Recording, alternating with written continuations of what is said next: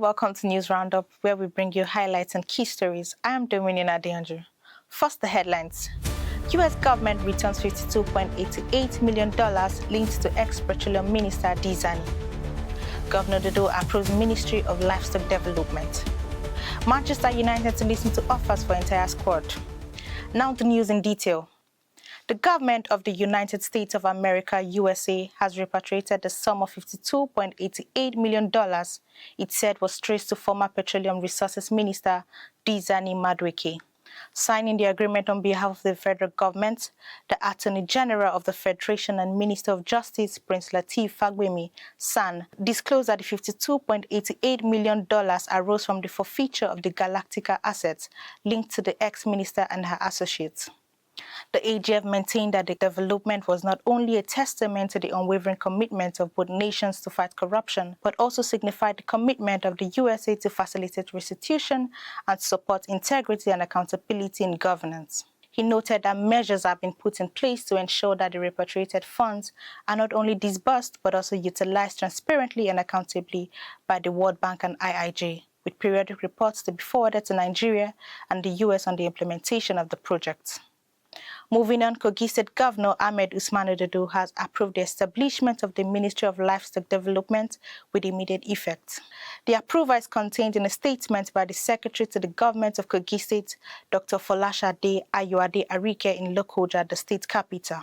She explained that the decision is to enhance livestock management in the state in line with the renewed hope agenda of President Bola Ahmed Tinubu. The Secretary to the State Government further added that the administration of Governor Ododo will continue to promote initiatives that can help the economy of the state and the needs of the people. In 2024, the federal government established the Ministry of Livestock Development to upscale production of livestock and address challenges in the livestock production value chain across the country. In a significant political development in Kogi State, stakeholders of the All Progressive Congress APC in Dekina local government area have endorsed Governor Ahmed Usman Ododo as their candidate for the 2027 gubernatorial election in the state. The endorsement came during a meeting of Dekina APC stakeholders held at the residence of the State Auditor General Alhaji Yakubu Okala, where the party leaders and members pledged their full support for the governor's continued leadership in the state beyond 2027. In his remarks, the chairman of Dekina local government area, Honorable John Ura, highlighted Governor Ododo's commitment to the development of Kogi State, particularly in areas such as agriculture, infrastructure, security, and human capital development. The State Auditor General, Alhaji Yakubu Okala, who hosted the APC stakeholders, urged the stakeholders to be united while calling for their continued support for the administration of Governor Ododo in his efforts to reposition the state for greatness by consolidating on the achievements of the immediate past administration of former Governor Yahaya Bello.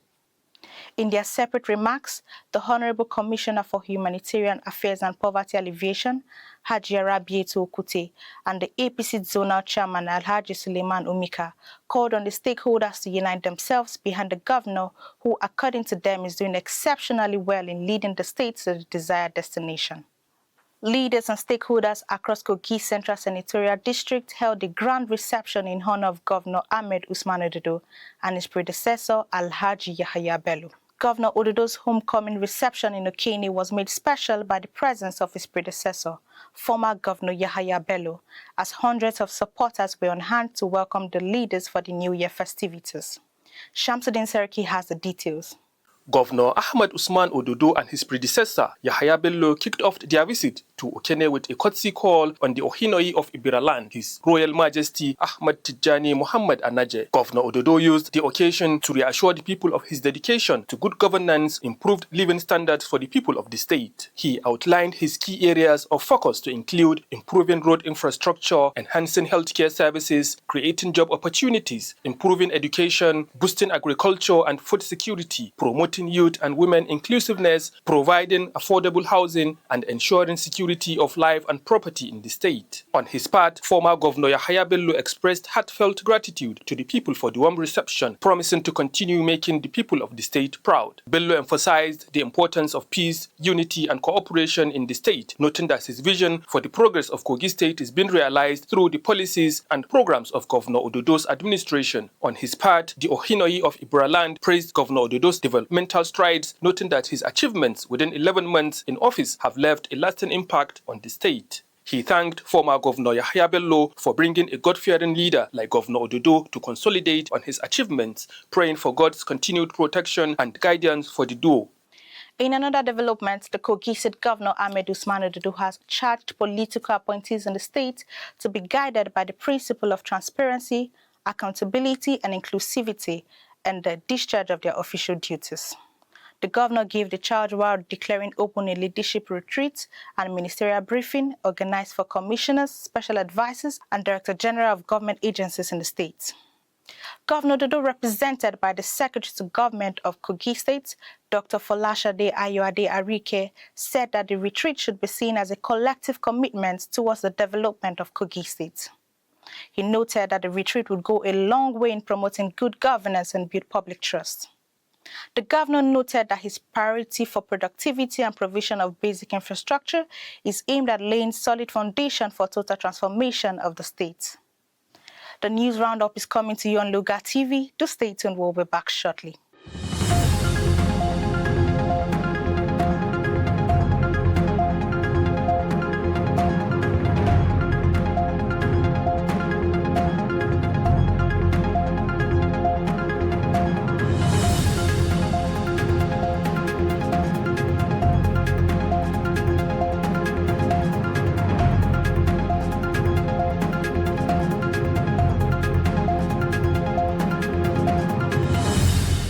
Welcome back. The Kogi State government has reiterated commitment to revamping the solid mineral sector in the state.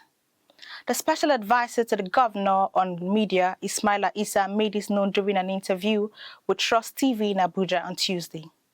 He noted that the state government, under the leadership of Governor Ahmed Usman Ododo, is ready to welcome prospective investors into the state's solid mineral exploration, describing the state as a safe zone for potential investors. I wouldn't say it was an outright ban. What happened was because of the nefarious activities of illegal mining in the state and the security implications for communities where we have solid minerals deposit in the state. So the government haven't reasoned that it should not allow some of those illegal miners who are perpetrating criminalities within those communities to continue to have some kind of free space to operate. So the government had to ensure that there is some kind of sanity.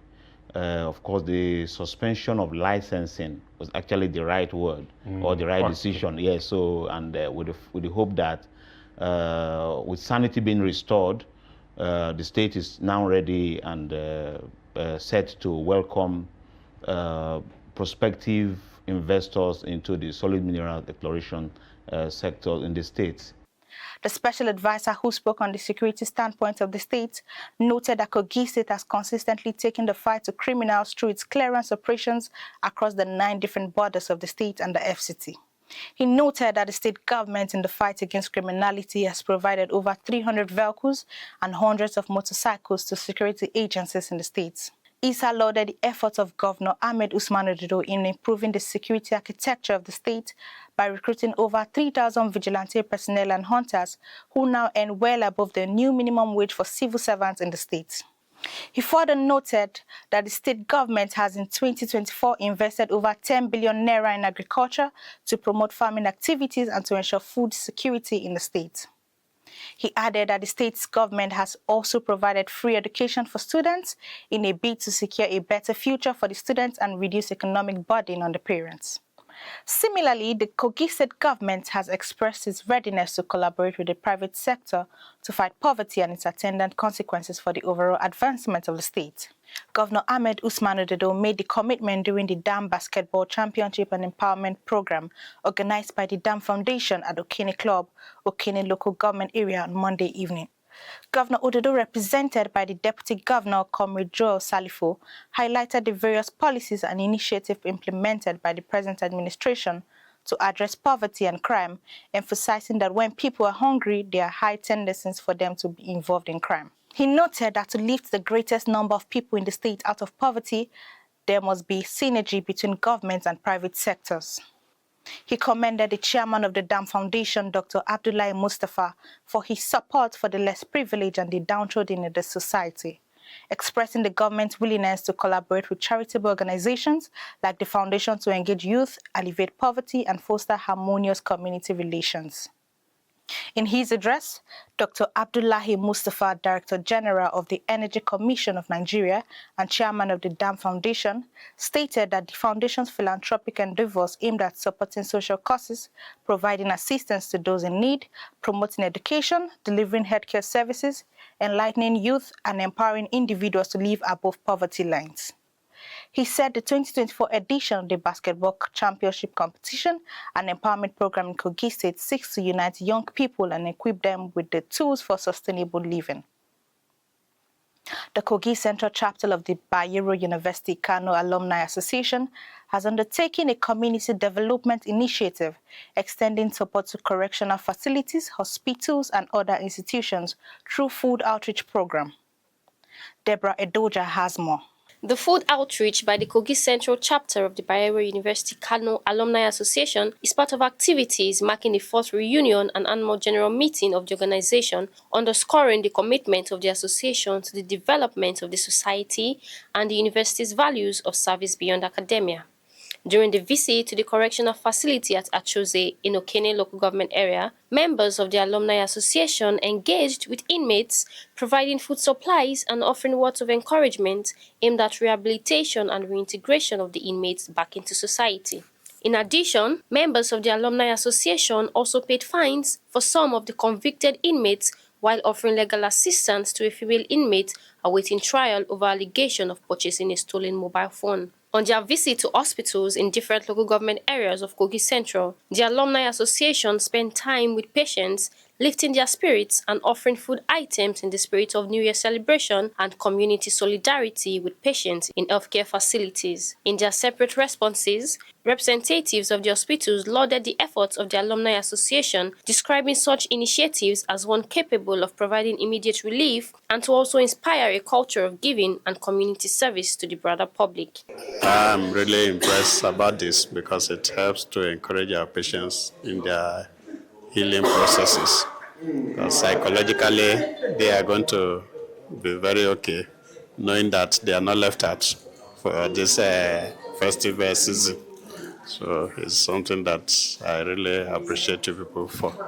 And I pray that God will continue to strengthen you to be able to do more, even in the nearest future. We are most grateful for deeming it fit to check on the facility and to extend their gestures both to the staff and the patients. These will go a long way in boosting their morale to recover. We are most grateful. Speaking at the commencement of the outreach, Publicity Secretary of the Association, Honorable Ismaila Issa, said the intervention by the group aligns with the mission of the founders of Bayero University Kano to foster societal development through active participation and support for the well-being of people and the society. The Council of Kogi State Comrades CKCC has assured of total support for the administration of Governor Ahmed Usman Ododo. The council gave the assurance during a pally and interactive session in honor of the Kogi State Auditor General for Local Government, Honorable Siaka Yakubu Adabenege in Okene. Chairman of the council, Comrade Farouk Mazai, noted that the session is to celebrate the achievements of the Governor Ahmed Usman Ododo, who is ably represented by Honorable Yakubu Adabenege, describing the governor a source of inspiration for the younger generation to emulate, as exemplified by his dedication and commitment to public service.